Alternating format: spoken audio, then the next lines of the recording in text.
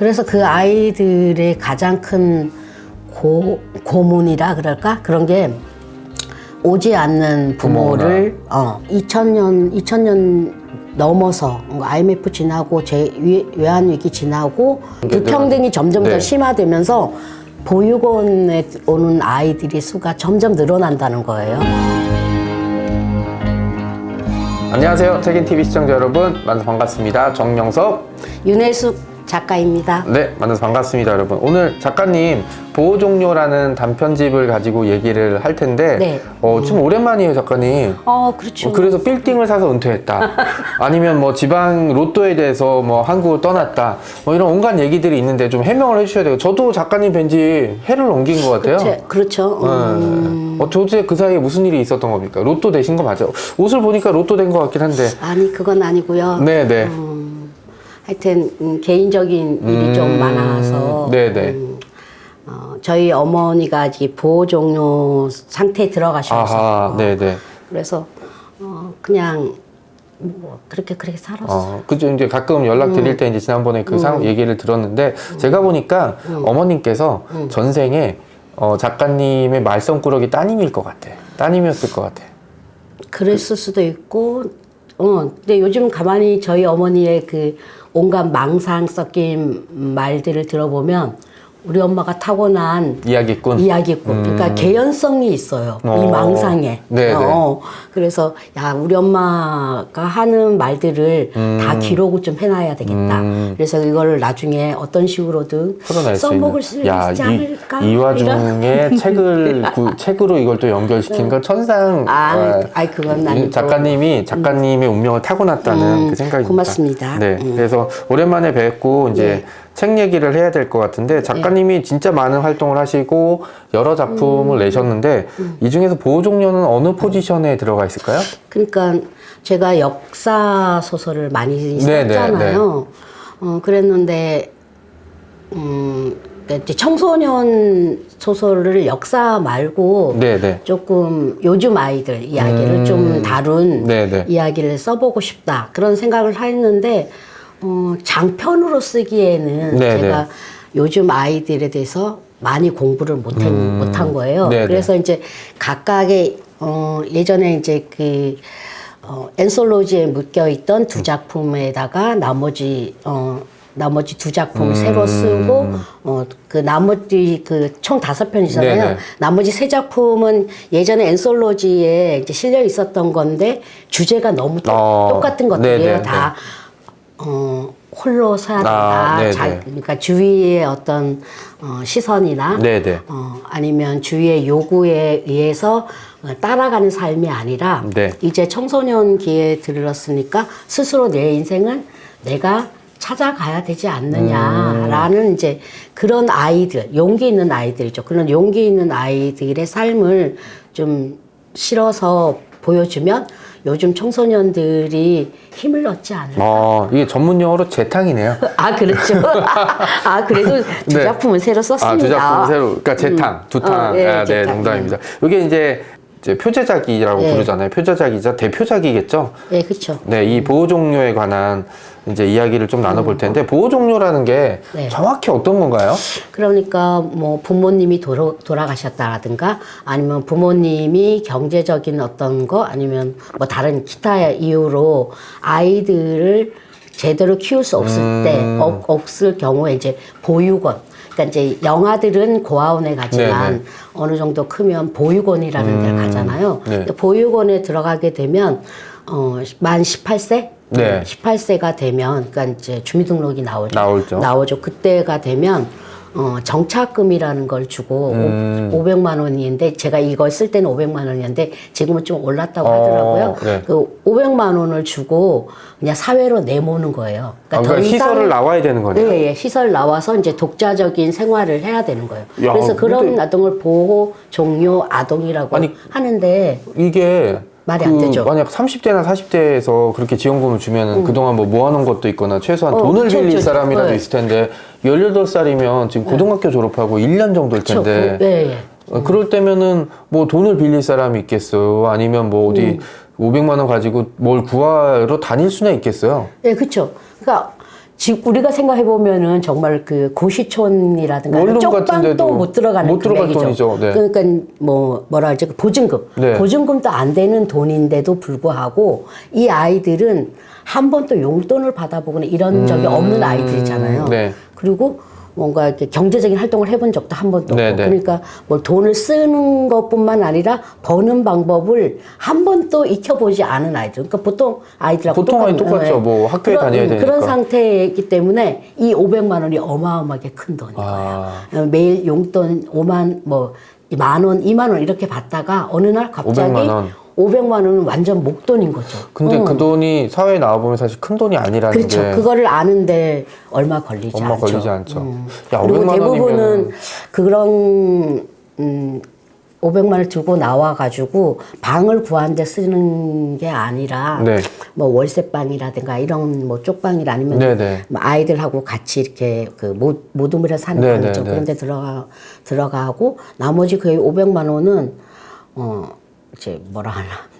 뭐 핸드폰 핸드폰 있어야지. 네네. 핸드폰 만들고 또 자기가 이제 평상시에 갖고 싶었던 것들 뭐 이런 옷 같은 것들 거. 네네. 라든가 뭐 이런 이제 그러니까 못 해봤던 것들을 막 하다 보면 이 500만 원이 금방 없어지죠. 또 나쁜 마음을 먹은 사람들 있잖아 어른들 네네. 나쁜 그런 사람들은 사기당하고. 사기당하고 뭐 이렇게 해서 그러니까 아이들이 나와서 그러니까 제대로 이제 홀로 서기를 할 수 없는 상황인 그러네요. 거예요. 네. 그런데 이런 아이들이 생각보다 너무 많은 거예요. 우리나라에. 그러니까 잘 안 보이는 거잖아요. 우리 뭐 네, 그렇죠. 지나가다 보면 큰 길가에 뭐 고아원이 있거나 보육원이 있는 것도 아니고 네, 그다음에 누가 나와서 나 고아예요라고 고아 출신이에요 얘기하진 않잖아요. 설사 그렇다고 해도 그러니까 우리는 잘 모르는데 우리가 잘 모르는 이 공간에서는 그런 일들이 벌어지고 있다라는 생각을 하니까 좀 그때 예전에 이 책을 읽었었는데 책을 읽었을 때 좀 가슴 아픈 부분들이 생겨날 수밖에 없더라고요. 네. 그러면 이 보호 종료에 나오는 이 친구 이제 주인공이나 이런 인물들 실존 인물을 취재하고 하신 건가요? 아니면 어떻게 하신 건가요? 실존 인물은 아니고요. 네. 그 아이는 성복이라는 아이는 네.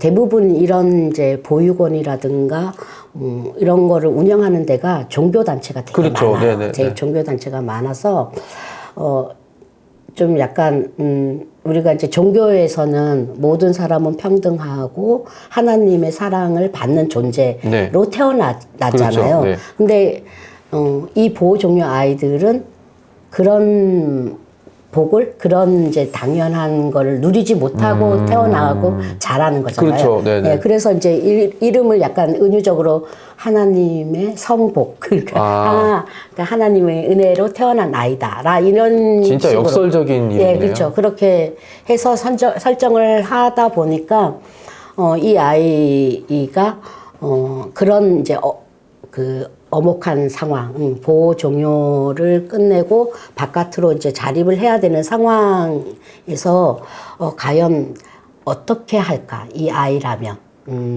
근데 이 아이가 그러니까 이제 보통의 그런 보호 종료 아동들이 갖는 어떤 좌절감이라든가 그런 불안감이라든가 이런 것보다는 이 아이는 그걸 한 단계 좀 뛰어넘은 아이로 그리고 싶다. 그렇게 생각해서 이 아이, 그러니까 원래는 그 다큐멘터리에 보면 네네. 보호 종료 아동에 관련되어 있는 다큐멘터리가 좀 많아요. 네네. 그러니까 보호 종료 아동들이 이제 자기네들끼리 뭐 그룹을 만들어서 뭐 회사를 차린 사람들도 있고 또 그냥 이렇게 그냥 대학을 가는 아이도 있고 뭐 여러 이제 아이도 대부분은 그렇죠. 네. 이제 이 보호 종료 아동들은 고등학교 다닐 때 실업고를 가요. 그러니까 뭐라 그러지 그런 걸 특성화고. 네네. 네, 왜냐하면 혼자서 일을 자립을 해야 되기 때문에 특별한 아이들 빼놓고 그러니까 예를 들면 공부를 좀 잘한다라든가 아니면은 좀 그 보호 종료 아동 기간 동안에 어떤 단체랑 이런 걸로부터 후원을 받았다든가 네네. 받고 있는 아이라든가 이렇게 좀 그런 아이들 빼놓고는 대부분 다 그런 특성화 고등학교 와서 기술을 배운다는 거예요. 왜냐하면 나와서 500만 원 들고 가서 먹고 살아야 되니까.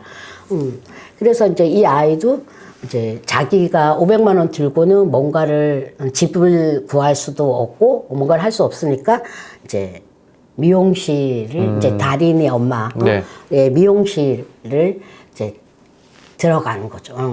들어가는 거죠. 왜냐면 그래서 이제 이 달인, 네. 달인의 엄마가 이제 그 자원봉사 그런 봉사라 네, 네. 그러죠. 봉사라 그래야 되나? 뭐 이렇게 가가지고 그 보육원에 가서 계속 이제 자원봉사 하는 동안이었는데 이제 이 아이가 이제 보호 종료 아동이라는 걸 알고 그러면 우리 집에 와서 미용 기술 배워볼래? 이렇게 된 거죠.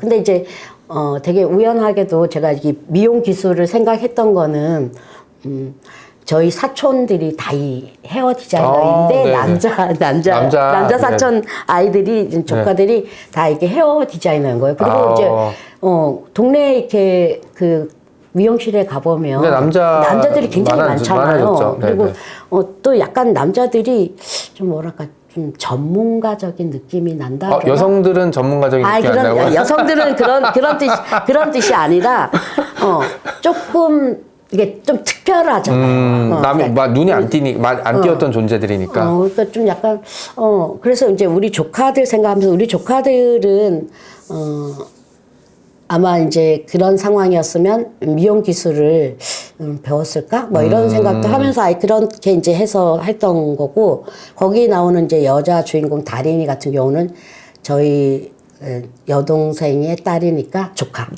네. 조카가 이제 모델인 거죠. 그래서 두 아이 다 하나이는 보호 종료를 해서 이제 미용 기술을 배워서 자립을 시도하는 아이고 이 아이는 보통 그냥 일반 고등학교를 다닌데도 불구하고 이 아이가 하고 싶은 일은 미용 기술처럼 이렇게 메이크업 아티스트, 네. 메이크업 아티스트가 되고 싶은 거예요. 그래서 이제 엄마를 속여가면서 그 엄마의 학원비를 가지고 그 학원에다가 등록을 하고 몰래 다니는 거죠. 자, 그럼 작가님, 낭독을 좀 부탁드릴게요. 네, 예. 근데 보호 종료 중에서 읽어주실 건가요? 그렇죠, 당연히 그래야죠. 개업 얼마 후 엄마가 성복이를 데리고 왔다. 이름을 듣는 순간 엄마와 함께 복지회관에 봉사 다닌다는 그 아이라는 걸 알아봤다. 공부는 영 젬병인가 보더라. 내년에 보육원을 나와야 한다기에 미술 기술 배워보지 않겠냐고 말할 때는 꿈쩍도 않더니 성복이 얘기를 할 때마다 엄마는 걱정스럽게 뒷말을 흐리곤 했다. 제갈 공명도 아닌데 엄마는 여러 차례 설득해서야 성복이를 데려왔다. 에게! 이게 아줌마 미용실이에요? 코딱지만 하네요.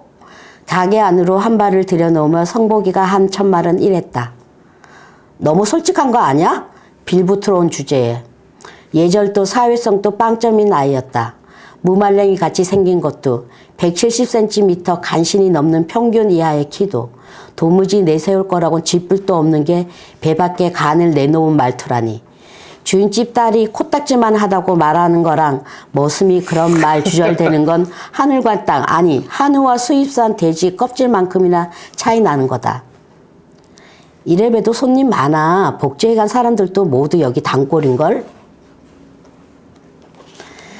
민망함을 감추려는 엄마의 목소리가 달떴다. 아, 네, 그렇겠네요. 어찌나 밑절스러운지 그 입을 비틀어 버리고 싶을 지경이었다. 삐뚤음하게 서서 미용실을 한 바퀴 둘러보고는 성복은 거울 앞으로 성큼성큼 걸어갔다. 몸을 앞뒤로 비춰보고 손가락에 침을 묻혀 기민 머리를 훑기도 했다. 그런다고 별로 달짝질 것도 없는 꼬락서니를 하고서는 가소로웠다. 성복이가 한 살 많으니까 다린이 너도 오빠처럼 잘 대해줄 거지? 쳇, 오빠는 무슨...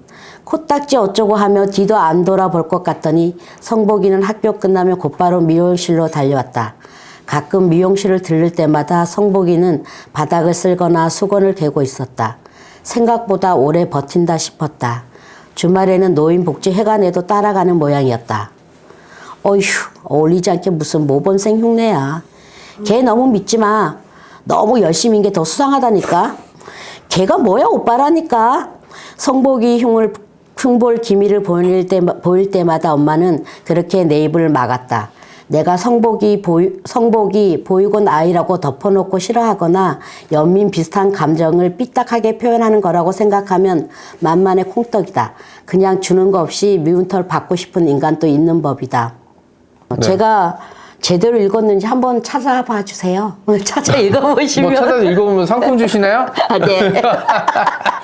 네. 이게 뭐 저도 이제 학교를 가면 아이들을 많이 만나는데 저는 요즘 태어나서 학창 시절 보내라 하면 전 못 보낼 것 같아요. 저도 대학도 못 갔을 것 같아요. 대학이 뭐예요? 대학. 그러니까 공부해야 될 거 너무 많고 해야 될 것도 많고 그런데 그렇게 어린 시절에 그런 의무감은 계속 지어지고 그다음에 이게 언제까지 끝날지도 모르고 그냥 중학교 올라가면 나아질 그렇죠. 거야 고등학교 올라가면 나아질 거야 이렇게 얘기하지만 결국은 그게 대학과 직장 생활과 그렇죠. 뭐 결혼 뭐 승진 이런 것까지 다 그러니까 너무 이어지거든요. 서열화되어 있는 구조. 네, 네, 네. 그러니까 뭐지 1등 아니면 저희 첫 번째 책에도 나오지만 1등을 하기 위해서는 친구도 짓밟아야 된다. 그렇죠. 네. 친구를 짓밟아야지만 짓밟고 올라서야지만 자기가 존재할 수 있는.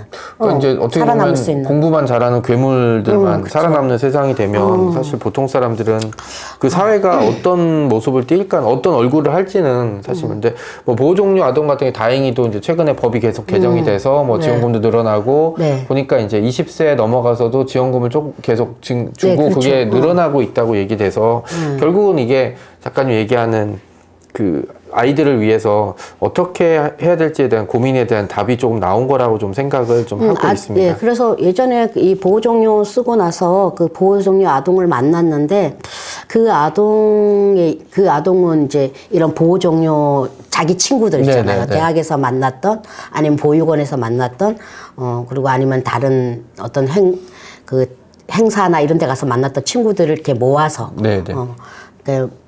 모아가지고 서로 자기네들의 이제 길을 이제 찾아가는 어떤 그런 서로 돕고 네. 활동도 하고 그다음에 이제 후원 단체도 이제 서로 이제 연결시키고 뭐 이런 활동을 하고 있더라고요. 지금 그 사회복지사로 일하면서 대학을 졸업하고. 멋있다. 그렇게 네. 보호종료 아동이 자립해서 아동복지사가 되려고 하면 자기 같은 운명에 처한 사람들을 돕기 위해서 또 팔을 걷고 나선 거잖아요. 이런 사람들 때문에 사회가 유지되는 것 같아요. 그래요. 그런 아동이 그런 친구들이 생각보다 되게 많아요.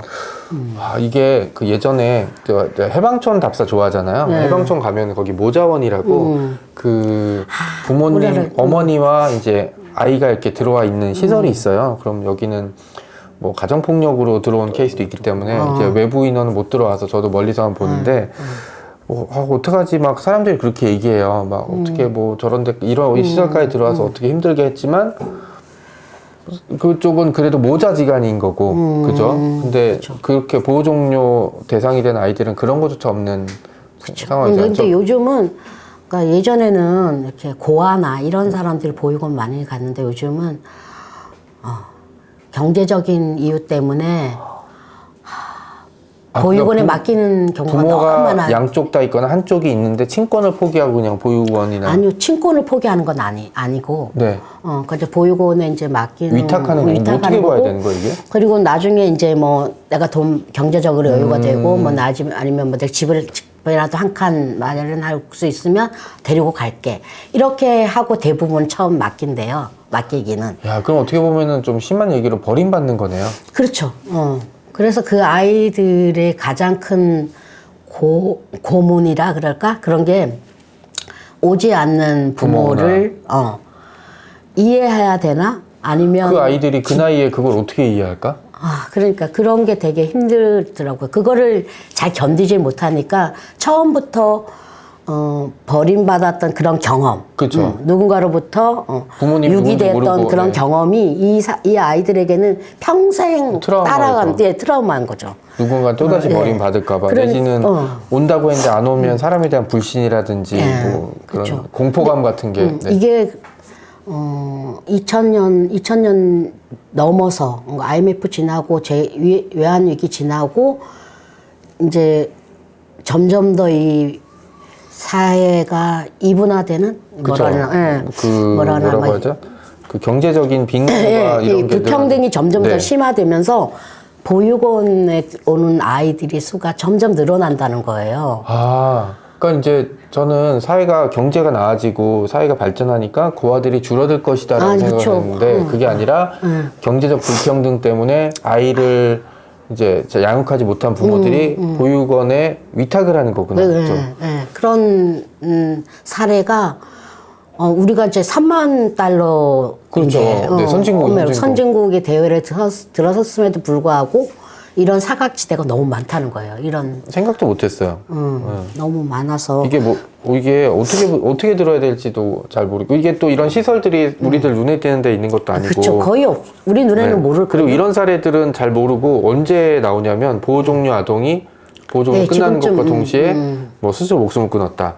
그렇죠. 아니면 뭐 범죄에 뛰어들었다. 뭐 이런 거 보게 되면은 그거 본 사람들은 아유 그래 뭐 부모가 왜 버려갖고 뭐 이렇게 하는, 그냥 진짜 한 1초도 고민 안 하고 그냥 없어지는 문제가 되는데, 사실 우리가 다 같이 고민하고 보호해줘야 될 아동이 되는 그렇죠. 거잖아요. 그렇죠? 이거는 그 개인의 문제가 아니라 사회가 책임져야 돼야 할 문제라는 생각이 많이 들었어요. 그러니까 이게 얘기하신 대로 불편한 문제잖아요. 네, 불편한 편의점도 아니고. 네. 근데 이게 우리들에게 그 문학이라는 게 어떤 걸 보여줘야 되나라고 했을 때, 뭐 화려하고 멋지고 이런 것들보다는 사회에 잘 안 보이는 부분을 이렇게 문학이라는 등불이 제일 아래쪽에 내려서 그 보이지 않지만 아우성치는 그런 존재들을 비춰주는 게 이제 문학의 역할이라고 생각한다면, 작가님은 진짜 등대 같은 존재네요. 너무 과한 표현이고, 어쨌든 이 책을 나오고 나서 대부분의 많은 서평을 보면 가장 큰 게 그거였어요. 처음 알았다. 보호종료 아동에 대해서. 저도 이 책을 예전에 읽었잖아요. 그때 좀 저도 그렇고, 여기 보면 내 삶의 주인공은 바로 나야. 말은 쉽지. 그렇죠. 말은 쉽지. 이렇게 얘기하는 사람도 뭐 이렇게 얘기해서 또 집에서 부모님이 해준 밥 먹고 있고, 부모님이 그 장만한 집에서 방에서 먹고 자고 할 거 아니에요. 그런 생각들 하게 되면 좀 고통스럽고 끔찍하고, 그다음에 또 나이가 들게 되면 이제 부모님이 돌아가시거나 이렇게 되면은 이제 또 홀로라는 느낌인데, 이게 뭐 내가 50이 되거나 60이 되거나 그때도 좀 겁이 나고, 드라마 같은 데 보면 어머니 돌아가시면 뭐 중년, 장년의 아저씨들이 막 이제 우리 고아야 우는 장면이 있는데, 그 상황을, 그래서 50대, 60대 돼도 그 상황이 진짜 견디기 힘들고 고통스러운데, 그거를 18은 그냥 자립해야 되는 거고, 그 이전에 해야 되고, 이게 카운팅이잖아요. 내가 내년에는 이제 내가 알아서 지내야 돼. 그럼 물론 계획도 다 짜고 준비도 하겠지만, 그게 과연 그렇게 준비한다고 그런 마음가짐까지 다 상처가 없어지나? 라는 생각이 엄청나게 많이 들더라고요. 네, 저희 낭독을 두 번째인데, 두 번째는 이거는 이 주인공 애가 자기 친구를 이제 우정으로 정말 절친이라고 생각해서 대신 수학 시험을 봐주고 이러는데, 이 친구는 자기가 1등 하기 위해서 얘를 이용한 거예요. 이용한 거예요. 근데 이 친구, 그럼 보통 되게 배신감을 느끼거나 뭐 이럴 거 아니에요? 근데 이 친구는 전혀 그렇지 않아요. 왜냐하면 얘는 공부 잘하는 게 목적이 아니었거든요. 그래서 그 이야기에서 나오는 건데, 읽어주십시오. 예, 네. 76페이지고요. 뭐야 이 시간에 다 불러내고. 반가운 마음은 불퉁거리는 말투로 튀어나왔다. 내 그림자가 강우 얼굴을 가려 표정을 읽어낼 수 없었다. 너 정말 특목고 안 갈 거야? 복잡한 감정을 질문 하나에 다 실은 것 같이 목소리가 비장했다. 그 이야기라면 진즉에 충분히 한 것 같은데 아직도 강우는 포기가 안 되는 모양이었다. 난 대학 안 간다니까? 그러면서 수학은 왜 그렇게 열심히 하는데? 그냥 수학이 좋아서. 좋아서? 대묻는 강우 입술 사이로 바람 빠지는 소리가 났다. 어이없다는 비웃음이었다. 수학은 정답이 있어 좋아. 며칠을 머리 터지게 힘들다가도 어느 순간 정답이 툭 튀어나왔을 때의 그 기쁨. 아무리 설명해도 널 모를걸? 바로 그거야. 그렇게 하고 싶은 수학 공부 특목고에 가서 하라고 내 실력을 알아주는 누군가가 있으면 더 힘나잖아. 남한테 칭찬받으려고 수학 공부하는 거 아니야. 내 말대로 특목고 가려면 일단 상위권에 들어가야 할 거고, 그럼 수학 말고도 영어, 국어, 역사, 생각만 해도 머리 아프다. 그거 공부하느라 시간 뺏기는 거 싫어. 솔직히 말하면 공부하는 게 재미없었다. 하루에 영어 단어 550개씩 외우고 학원 숙제에다 수행 평가를 위한 봉사활동까지. 생각만 해도 머릿속이 진진이 났다. 내 실력으로는 특목고반 입성은 거의 불가능하고 몇 달 공부한다고 나아진다는 보장도 없었다. 초등학교 때 너 과목 만점이었던 적도 있잖아. 내 성적이 떨어진 건 공부 안 해서 그런 거야. 마음만 먹으면 다시 1등급으로 올라갈 수 있어. 필요하면 내가 도와줄게. 수학 못하면 성적 끌어올리기 힘들지만 너 수학은 항상 만점이잖아. 친구 사이니까 어디든 함께 가야 한다며 강우가 난리쳤지만 내 생각은 확고했다. 진짜 대학 안 갈 거야? 응, 솔직히 입시 없는 나라로 이민 가고 싶어. 강우는 무슨 생각에서인지 발끝으로 흙바닥을 짓이겼다. 12살 이후 넌 언제나 내 편이어서 난 너도 나랑 같은 생각일 줄 알았어. 특목고에 가는 것 말고 나도 내 생각이랑 같다니까? 내 말에 강우의 얼굴이 푸르르 떨렸다. 그 작가님 작품을 이렇게 보면 일관적으로 보이는 게 청소년 문제를 이렇게 텅 비어놓은 어떤 속에 뭔가를 채워 넣어야 된다라는 그 얘기가 계속 보이고 있어요. 그러니까 뭐 저는 주로 학교를 무대로 살인 사건이나 뭐 좀비가 나타나거나 뭔가 괴물이 나타나 부수거나 이런 얘기를 좋아하는데 일종의 학교를 무대로 학생들을 배우로 이용하거든요. 저는. 근데 작가님은 학교라는 거대한 항아리 속에 뭔가 뭐 이게 물이든 진흙이든 뭐든 이렇게 채워 넣으려고 하시는 그런 모습들을 지금 보이고 있어요. 지금도 이제 두 아이들의 갈등이 다른 작가였다면 사실 좀 더 강하게 치고 나가거나 아니면 주먹질 한번 하거나 뭐 이렇게 쌍욕을 나가거나 했을 텐데 여기서는 그냥 갈등의 충돌이 어떻게 보면은 이제 그 서로의 헤어질 적에 서로가 이렇게 만날 수 없는 지점들을 이렇게 확인해 주는 것 같다는 느낌이 들거든요. 이게 이제 보통의 작가와 작가님 좀 구분하는 차이점인데 그러면 작가님은 청소년이라는 존재를 어떻게 보고 계시나요? 저는 청소년이란 존재는 오늘을 살지만 내일을 꿈꿔야 되는 존재. 그래서 어떻게 보면 보호 종료나 홀로서기가 가장 무서운 게 내일을 장담할 수 없는 지점이잖아요. 네, 근데 그렇죠. 대부분 사람들이 다 너무 미래를 암담하게 보잖아요. 그렇죠. 그리고 네. 그 암담한 세상을 살아갈 청소년들에 대해서 연민의 시선을 가지고 있기도 하고 또 아니면은 그 반대의 시선도 있죠. 왜 못해? 그렇죠. 우리는 그렇게 그런 시대를 살았는데. 네가 더 강하게 커야지. 너 아무도 없는데 말이야. 얼마나 조건이 좋은데. 네. 뭐 너희 공부할 수 우리는 뭐 예를 들면 어렸을 때 돈이 없어서 전과도 없었어. 네. 그러니까 공부도 못 하고 뭐 이렇게 이랬는데 너희들 너가 하겠다면 다 도와주잖아. 그런데 왜 못해? 이렇게 다그치거나 하여튼 두 가지의 그런 행동으로 보이는데 저는 그렇게 생각하거든요. 어른들이나 주위에서 생각하는 것보다 훨씬 자기 인생에 대해서 내가 어떻게 살 것인가, 어떤 사람이 될 것인가에 대해서 고민하고 그 고민의 깊이는 다른 사람들 누구보다도 깊다. 그러니까 자기만큼 자기 인생에 고민하고 깊이 있게 생각하려고 하는 건 그런 사람 없다고 생각하거든요. 그러니까 청소년은 우리가 봤을 때 되게 부족하고 미성숙한 존재이지만 그 아이들은 그 아이들 나름대로는 최선을 다해 자기 인생을 설계하고 고민하고 생각하고 그런 존재라는 생각을 하기 때문에 저는 이렇게 그 청소년 소설에서 약간 되도록이면 어렵지만 이 상황이 어렵지만 그래도 너희들이 어떤 선택을 하느냐에 따라서 달라질 수 있어 미래는. 진짜요? 네, 저는 그렇게 생각을 해요. 정말? 응. 그렇게 믿고 싶어요라는 게 더 정답이겠네요. 뭐 여러 가지 질문 드려서 답변해 주셨지만 혹시 이제 제가 놓치거나 뭐 이제 말씀을 준비해 오셨는데 잊어버린 게 이제 넘어간 게 있을 수 있잖아요. 맞지 못하고 그런 것들 하고 이제 마무리하면 될 것 같은데 네. 어떠실까요? 저는 일단 이 책을 한번 읽어봐 주시면 정말 고맙겠고요.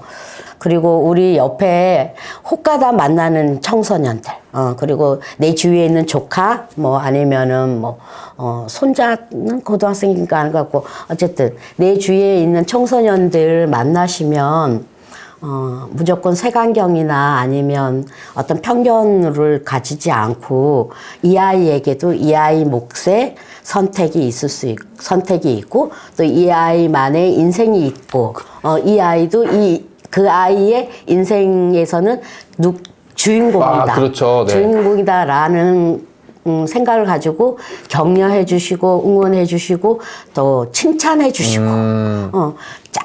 단점보다는 장점을 먼저 읽어봐 주시고 그래서 우리의 청소년들이 어쨌든 우리는 나중에 우리 지금 자라난 청소년들에게 의탁하면서 살아가야 되는 세대거든요. 그래서 과연 우리 돌봐줄까? 이렇게 달달 볶아대고 괴롭혀야 되는데 과연 우리 돌봐줄까? 돌봐줄 네. 거예요. 네. 착하거든요. 저 착하거든요.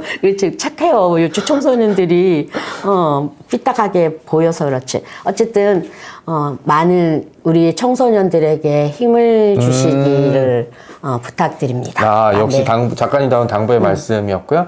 저도 뭐 동의합니다. 다음 세대가 잘 자라나고 자리를 잡는 게 우리뿐만 아니라 우리 전체에게 도움이 될 수밖에 없고요. 청소년 자라기 힘든 환경이에요. 정상적으로. 그렇죠. 네. 뭐 특히 그런 건데, 우리나라. 특히 우리나라에서는. 그런데 어떻게든 이겨나가는 청소년들이 보인다면 우리 당연히 응원을 해줘야 된다. 네. 라고 생각하고 작가님 네. 너무 많이 쉬신 것 같아. 네. 그죠? 네. 활동을 다시 해야 되지 않으면 저 같은 잔챙이들이 날뛰잖아요. 네. 다음에 일단 청소년도 막 걱정해 주시고 보호 종료 뭐 이런 것도 걱정해주지만 저는 작가님이 제일 걱정이에요. 네. 너무 오래 쉬셨어. 네, 아니요. 저 그냥 오리 같다고 생각하시면 돼요. 백조. 네. 지금 발 밑으로 그냥 엄청. 안 보이던데? 그러니까 안 보이죠. 당연히 물 밑에 서 있으니까. 열심히 쓰고는 있어요. 쓰고는 있고 계속. 뭐 오랫동안 하고 좋은 작품 많이 쓰셨지만 저는 작가님이 전성기는 아직 오지 않았다고 믿고 있어요. 예, 맞아요. 저 사주를 보니까 72살에 전성기가 온다고 그러더라고요. 아직 시간 많이 남았습니다. 그럼요. 네. 책앤TV 시청자 여러분, 오늘 윤혜수 작가님을 모시고 보호종류에 관한, 홀로서기에 관한 얘기를 했습니다. 여러분은 홀로서기 할 준비가 되셨나요? 네, 이만 마치도록 하겠습니다. 안녕히 계세요, 여러분. 안녕. 또 봬요. 아까 윤희숙 작가님을 만나봤는데요. 그리고 이제 보호종료와 홀로서기에 대해서 얘기를 좀 나눠봤습니다. 그리고 이제 이번 시간에는 같이 책을 볼 만한 게 뭐가 있을까라고 이제 살펴보고 이제 소개해드리는 시간을 가질 텐데요. 우선, 원트라는 그런 단체라고 불러야 되나요? 이곳에서 만든 내일이 기다려지는 마법 같은 일이 내게도 올까요? 제목이 좀 길죠. 지은이들은 더 깁니다. 7인의 자립준비 청년들과 원트. 지은이가 되고요. 일단 원트에 대해서 설명을 좀 해드려야 되겠는데 그 글을 쓰기 위해서 모인 단체라고 불러야 되나요?